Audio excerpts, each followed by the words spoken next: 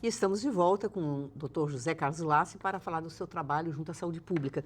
Zé Carlos, você tinha um consultório, não é? Você tinha uma clientela grande, mas mesmo nessa época você já trabalhava de uma certa forma com saúde pública junto aos adolescentes? É, isso são relevantes funções públicas não remuneradas quando se estabeleceu aquelas questões dos conselhos de políticas públicas. Então, durante um tempo eu fui presidente do Conselho Estadual da Criança e do Adolescente. Depois eu fui membro do Conselho Municipal em Belo Horizonte de Saúde e fui do Conselho da Pessoa Portadora de Deficiência, do Conselho Nacional da Pessoa Portadora de Deficiência e fui vice-presidente do Conselho Nacional de Assistência Social.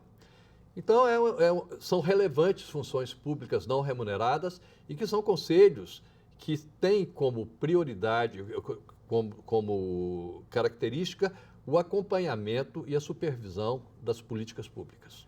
Isso numa época que tinha muita criança na rua, né? Na época em que eu estive como presidente do Conselho Estadual da Criança e do Adolescente, nós tínhamos 6.500 crianças em Belo Horizonte, nas ruas, pedindo esmolas.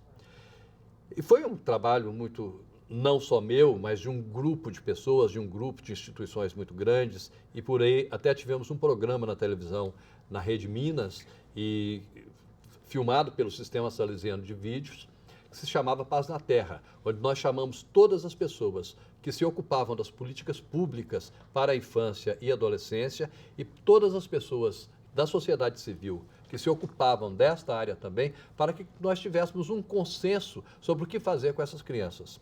Depois de muitos anos, eu fui Isso em que época? Fui em 1993, 94, por aí. Na verdade, quando a gente teve nessa função, como presidente do conselho, e depois como conselheiro também, a gente saiu de uma situação de 6.500 crianças nas ruas de Belo Horizonte, nos sinais de Belo Horizonte, para uma situação de 400, 300 crianças. É um grande feito. É claro que o ideal é zerar. Zerar. Né? Mas você sabe que até hoje, né, Isso é impossível. o que se ganha no sinal é uma coisa que os pais não ganham trabalhando.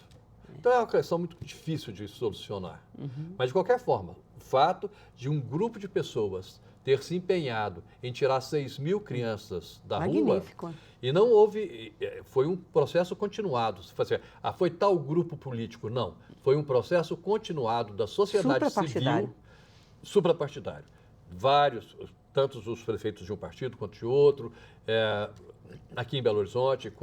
Agora, o que era muito mais importante foi a contribuição da sociedade civil. A sociedade civil, ela comprou essa briga de tirar esses 6.500 crianças da rua.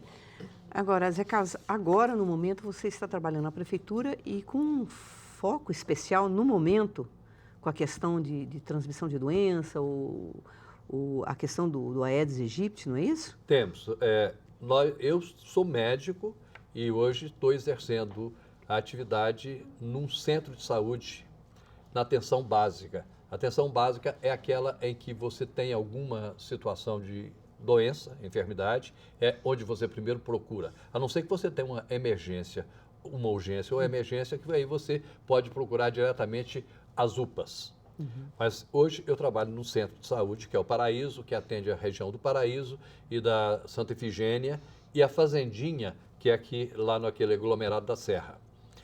Então, temos trabalhado, eu trabalho como médico da família e da comunidade. Aí você é clínico, você trabalha com toda a clínica, você trabalha com tuberculose, você trabalha com hanseníase, que é lepra, você trabalha com gripes, com resfriados, Sim, você imagino recebe até com que a tudo. maioria, Agora, talvez. o que nós temos no momento é um grande problema de saúde pública que já aconteceu algumas epidemias gravíssimas de dengue, elas continuam no nosso território, porque cada centro de saúde, que são 140 centros em Belo Horizonte, ele está localizado num determinado território. O meu pega esse território que eu lhe disse, que é a parte da Santa Efigênia, uma parte do Paraíso e uma parte da Fazendinha, que é no aglomerado da Serra. Então, nós temos em Belo Horizonte essa preocupação, porque temos aí algumas epidemias que são muito complicadas. As viroses que estão vindo agora, que é a zika, a chikungunya e a dengue. A dengue nós estamos... Mas você não achou, em termos de política federal, um pouco falha, um pouco tardia a entrada do governo federal? Porque quando eu vi a notícia que nos Estados Unidos, por causa de 24 casos, um confirmado, o presidente Barack Obama convocou uma reunião de emergência, aqui nós já tínhamos 5.000 quando essa reunião foi convocada. Sempre é tempo, é bom que esteja se fazendo, mas foi um pouquinho tardio, né? Um pouquinho não, foi muito tardia, né? Muito tardia. E algumas declarações, por exemplo, a declaração do ministro que as mulheres deveriam... adiar? Não, adiar... adiar é até que é recomendável, é recomendável. Né? Nesse momento agora, você entendeu? Nós estamos numa situação de emergência. Nós estamos numa situação de emergência. Mas dizer que as mulheres deveriam se expor ao contato com a Zika para que depois elas pudessem ter filhos sem... ficarem imunes, né? Ficarem imunes e não terem filhos com problemas. E os problemas são muito graves. Isso foi gravíssimo. A Zika é um problema muito grave. Uma declaração dessa natureza é uma declaração que você fala, pelo amor de Deus, o ministro não pode dizer uma coisa desse tipo, não é? Porque, inclusive, entre outras coisas, a Zika, ela não só afeta a grávida e o bebê, mas em pessoas que não estão grávidas e outras pessoas, ela dá a Zika, que é a doença, o vírus, a Zika, a microcefalia, né? Vai dar problemas, isso no bebê. Agora, em pessoas, ela dá uma síndrome que chama Guillain-Barré, que a pessoa tem uma paralisia que ela pode ficar paralítica. Uma paralisia é raro, mas ocorre. E ela vai aumentando com o tempo, né? E ninguém fala na Guillain-Barré. Agora que está começando a se falar, né? E é muito preocupante, né? Muito preocupante, porque é uma situação de uma paralisia com pouco retorno. A questão do bebê, que nós temos aí 200 e poucos casos, dizem que temos 200 e poucos casos confirmados no Brasil. 270 casos confirmados no Brasil e 4.000 casos de grávidas que estão ainda em processo de avaliação se esses bebês, se tiverem a microcefalia, se estão com microcefalia, eles podem até recuperar, mas uma boa parte desses bebês vão ter problemas muito sérios de linguagem, de audição, de inteligência, de desenvolvimento intelectual. Diante disso, você é a favor do aborto? Quando a pessoa constatar que... Eu acho que isso é uma prerrogativa da pessoa.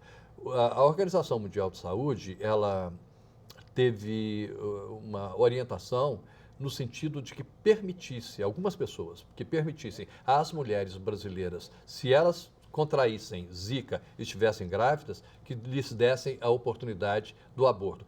No caso, eu acho que isso é uma prerrogativa dela, ela que tem que saber. Porque tem muitas pessoas, como eu trabalhei também junto com as APAES e com pessoas portadoras de deficiência, tem mães que, sabe, optam por dedicar a vida por isso, que é um trabalho fantástico, um trabalho maravilhoso. Porque a controvérsia é que isso seria um processo de eugenia, né? Quer dizer... de melhorar a raça, não é? Mas também é muito pesado para a pessoa. É muito pesado, por isso que eu acho que a prerrogativa é da mulher. Ou seja, é ela que sabe se ela tem condições psicológicas, financeiras, porque o custo de uma reabilitação de uma criança que nasce com microcefalia, esse custo é absurdo. E o Estado não oferece isto. O SUS não oferece isso. O SUS oferece um grupo de fonoaudiólogos, psicólogos, assistentes sociais e terapeutas ocupacionais, fisioterapeutas, para um grupo restrito de pessoas. Você entendeu? Não é isso, esse não é o foco. Tem essas equipes existem em alguns centros de saúde, ou elas dividem. Mas mesmo assim, elas não vão poder fazer com que essa criança tenha uma reabilitação completa, porque elas não têm tempo de atendimento de todas as crianças. Então vai cair numa questão muito complicada com a questão hoje de você tentar resolver uma questão, por exemplo, da criança portadora de deficiência, colocando essa criança numa escola normal. Está muito bem, num período do dia que seja colocada essa criança numa escola normal, que ela tenha contato com crianças que não são portadoras de deficiência. que eu acho que isso até é um estímulo para ela. Mas, necessariamente, por outro lado, crianças surdas, crianças com deficiência mental severa, eles têm que ter um espaço reservado do dia num outro tipo de atividade. Com atendimento com um especial. atendimento mais especializado, você entendeu? Não é colocar como se tem colocado as crianças dentro de uma escola regular, dizendo, não, ela vai ter, não vai ter, não é? Agora, Zé Carlos, voltando a esse trabalho com a questão do Aedes aegypti, vocês também fizeram, né, umas marchinhas também, né, de carnaval, de maneira a sensibilizar a pessoa pela música, né? Nós fizemos há um tempo atrás e fizemos um grupo de pessoas, fizemos adaptações de algumas marchinhas de carnaval que foram cantadas no carnaval. Qual que era mesmo? Ô jardineira, por que estás tão triste? Mas o que foi que te aconteceu? Foi o Aedes mosquito da dengue, picou o meu filho que adoeceu. Porque daí toca as pessoas, Não, né? toca, sensibiliza. Eu acho que o importante nesse momento é fazer o diagnóstico rápido, durante né? o carnaval é bom você ter isso e nós vamos continuar. O ano Agora, inteiro, com outras adaptações, né? Ainda com outras adaptações, inclusive com essas músicas marchinhas de carnaval, que eu vou deixar com você umas duas que você quiser usar. Nós estamos prevendo, mesmo terminado o carnaval, a gente ter algumas outras oportunidades de encontro em praças e chamar a população para as praças, porque o carnaval é o carnaval temporão. Na Bahia tem carnaval todo mês. Tocar a pessoa pela tocar sensibilidade. A pessoa pela sensibilidade musical, não é? Para ela saber. Aí, doutor Zé Carlos, nós fechamos as duas pontas, né? Quer dizer, o doutor e o músico, né? Músico. Olha, eu queria agradecer muitíssimo a sua participação. Quem diria, né, que 40 anos depois a gente ia se encontrar numa situação dessa, Não, né? mas 40 anos nós temos, né? Fico muito feliz mesmo. Eu... E agradeço também a sua atenção, né? Até o nosso próximo encontro.